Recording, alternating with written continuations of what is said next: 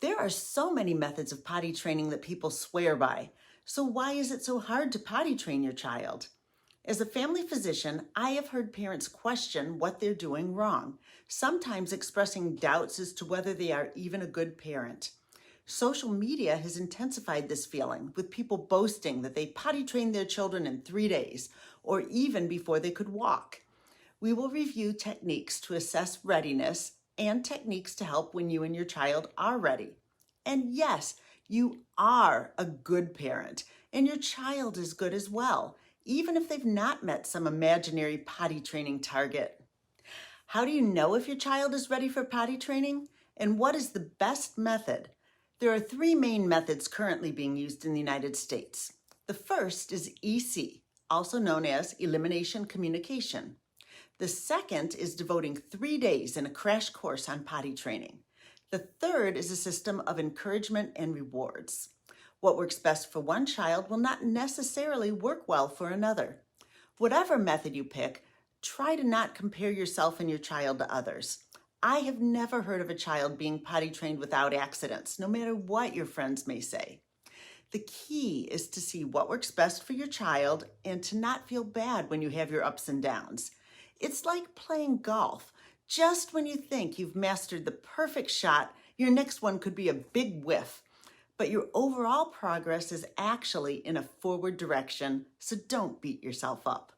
The first method we'll discuss is Elimination Communication, or EC. With EC, you don't need to wait for your child to show signs of readiness, as advocates advise starting it as soon as your child is born. With EC, the parent or caregiver watches for signs that the infant is about to urinate or defecate, such as pulling up their legs or scrunching their face. Then they hold them over an EC potty and allow them to go into that container rather than their diaper. The EC potty is often shaped like an upside-down top hat that is then emptied into a regular toilet. Proponents of this method often say that by age 6 months, their child has learned to make a specific gesture or sign to indicate they need to pee or poop. Advantages of this method include using far fewer diapers than with other methods, as well as a closeness that develops from watching their infant so intently for subtle signs that they're about to pee or poop. Once the child is able to walk, there can be a smooth transition to them using a potty on their own, as they've always associated a potty with elimination. The biggest disadvantage, though, is the need to essentially never take your eyes off your infant in order to not miss the elimination cues. It also could be hard to find a caregiver or daycare willing or able to work with the same intensity that EC requires. The next method is the 3-day method. In this method, you put aside 3 days to do absolutely nothing but potty training. You first check to make sure your child understands the concept of wet, dry, and poop. Typically, a child will first show or say that they're wet or have pooped, asking for a diaper change. The next stage of readiness is when they show that they know they have to go. This typically will be that they go to a different area of the room to pee or poop in their diaper. Once they show that, they are ready for potty training. This often occurs around age 2, but for some toddlers, they aren't ready until they're close to age 4. This can be very frustrating to parents, as many activities don't allow toddlers to participate that are not yet potty trained. But this does not mean that there's anything wrong with your toddler. It just means that the adults involved in running the activity don't want to be bothered with diaper changes. There are many variations to the 3-day method, but in a typical 3-day method, you have the toddler say goodbye to diapers and make a big deal about throwing away any remaining diapers. This is also supposed to cement the commitment of the parents to the next 3 days by eliminating the safety net of having diapers on hand. The first day, it's advised that the toddler be naked from the waist down so that they're very aware that they're not wearing anything to catch the urine or feces. When they look as though they need to go, such as crossing their legs or fidgeting, you rush them to the potty and praise them if they get any pee or poop into the potty.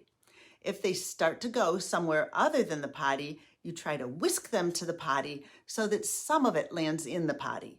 Instead of asking whether or not they need to go to the potty, which typically will be answered with a no, the parent is supposed to keep reminding the child to tell me if you have to go potty.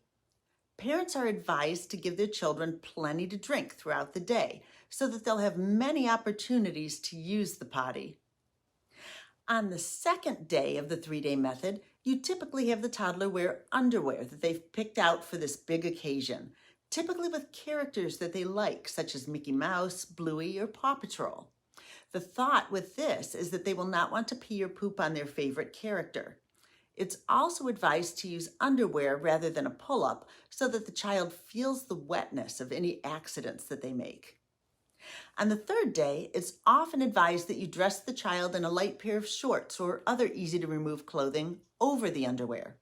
You continue to give them plenty of liquids and plenty of opportunities to use the potty. The biggest advantage of the 3-day method is that when it works, the majority of potty training occurs in just a 3-day period.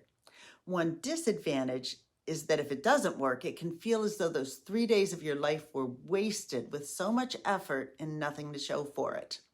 Another disadvantage is the chance of staining carpeting or furniture during the no underwear portion of the training. Additionally, some parents report that it doesn't bother their child at all to urinate or defecate on the floor, and that they will simply sit in it and play. Some advise to have the child clean the urine or feces, but parents have reported that the cleaning can be a fun project for the child, not accomplishing the potty training that they had hoped. Lastly, by having their toddler in underwear rather than a pull-up, the parents are repeatedly needing to clean up messes after the accidents. The third method is the one that I advocate. This is the method of rewarding the successes but not punishing the accidents. The same signs of readiness should first be present that were advised for the 3-day method. Knowing the concepts of wet, dry, and poop, and showing that they can tell when they need to go, usually by moving to another part of the room to pee or poop in their diaper. In this method, you can transition from diapers to pull-ups rather than underwear.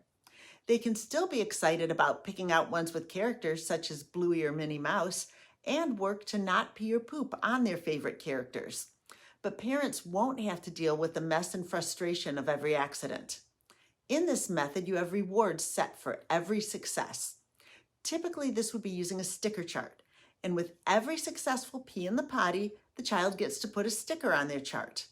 If they collect 5 pee stickers, or if they poop on the potty, they can then select a small prize from your prize collection. One advantage of this method includes the flexibility of schedule, as you don't need 3 full days with nothing but potty training. Another advantage is that the pull-up makes cleanup infinitely easier for any accidents that occur. Some people feel that the sticker chart and prizes are disadvantages as they can be construed as bribes to do something that should be done through intrinsic motivation. However, it's really just a reward for a job well done, just as calling grandma or grandpa to brag that they pooped on the potty, or an adult getting a large bonus at work for completing an outstanding project. Once you've determined which method you will try, don't feel bad if you don't experience instant success. The most important thing is to continue to show your child unconditional love, even when they have accidents. Toddlers want to please their parents, so when they have an accident, reassure them that you love them and that they should keep trying to pee or poop on the potty. They should not be made to feel like a failure or a disappointment to you for an accident. Try a statement like, "Oh no, I know you wanted to go on the potty and not pee on Bluey. I still love you. Let's go get a dry pull-up and tell me when you need to go potty." Here are some additional tips to make potty training a little bit easier. For some children, getting a potty watch can really help with potty training. These count down a set amount of time, such as 1 hour, 90 minutes, or 2 hours, and then play a song to indicate the toddler should try to go potty on the potty. If they're able to go, make a big fuss about it and give them the sticker. If they're not able to go, make a fuss about how good they were to get to the potty and try, and then reset the watch. Another tip is to take advantage of the gastrocolic reflex. This is a reflex that occurs 15 to 20 minutes after eating that makes a person's body ready to have a bowel movement. This is especially prominent after the first meal of the day, breakfast. 15 to 20 minutes after breakfast, have them sit on the potty and read a story with you. If they poop while on the potty, celebrate and give them the prize. If they don't, thank them for trying and move on with your day. Some people will use screen time as a way to keep their child on the toilet, but I don't recommend that, as they may intentionally try to not go in order to prolong their screen time. Another important aspect is to make using the potty as pleasant as possible. If you're outside the home, carry a fold-up potty seat to place on the public toilet seat so that they won't feel as though they're about to fall in. Additionally, some children are frightened by the automatic flushing toilets, and by placing a sticky note over the sensor, you can stop that from happening so that they can relax and use the toilet. Also, for adults as well as children, it's easiest to have a bowel movement if the feet are able to be braced on a firm surface. For the initial potty training, it may be easier for your child to have a bowel movement on a small potty sitting on the floor so they can brace their feet and push to have a bowel movement. Once they're good at doing that, they may be able to poop on the larger potty with a potty seat and their feet dangling. However, this is a more difficult skill that should be ideally delayed until potty training is well established. Also, some people advocate forcing your child to stay on the potty until they go. I am not in favor of this because that turns the potty time into a battle, which is not the mood that we should be trying to achieve. Sometimes, if you know that they have to pee, but seem to be afraid to try it on the potty, you can have them put their hand into a bowl of warm water, which can stimulate the urge to urinate. If you know they have to poop, but aren't able to relax, sometimes gentle massage of the lower abdomen can get them started with a bowel movement. When they first wake up, take them to the potty. Most people have to urinate immediately upon awakening, and your child likely will as well, even if they urinated during the night. Again, remember to celebrate every victory, but typically you will not need to punish any of the defeats, as your child will over time understand what is desired and expected and want to succeed. If this video has been helpful to you, please hit the like button. And if you would like more information on being the best parent possible and living your own best life, please subscribe to my channel.